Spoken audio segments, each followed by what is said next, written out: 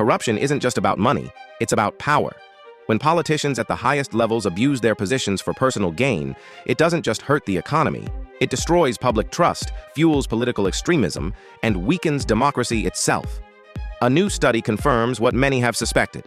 When corruption is exposed at the top, people lose faith in government, elections, and even their fellow citizens. So how does this happen? And can we reverse it? Let's break it down.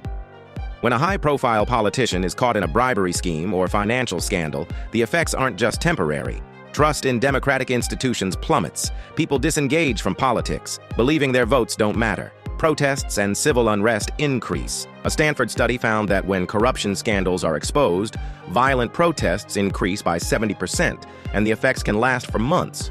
This means corruption at the top doesn't just take money, it fuels chaos and division. The study focused on Latin America, where corruption has led to eroding faith in democracy.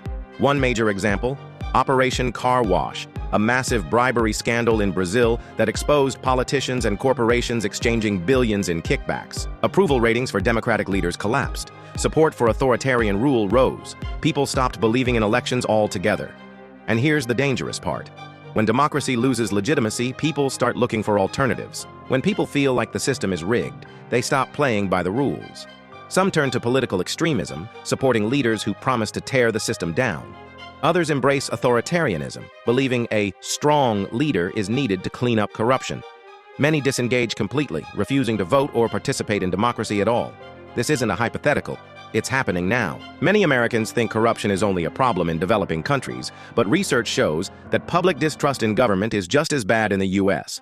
A 2020 global survey found that dissatisfaction with democracy was highest in countries with deep-rooted corruption. Both Republicans and Democrats have used drain the swamp rhetoric because they know the public doesn't trust politicians. And this distrust isn't just political. It affects how people see each other and whether they believe society can function fairly.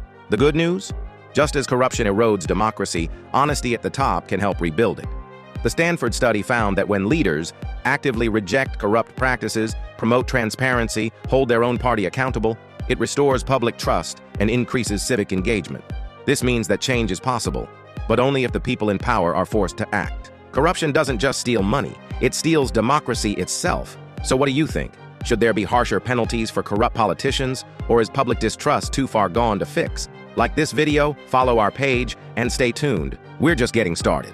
If you have insider information on government corruption, visit sunlight.org to help expose the truth.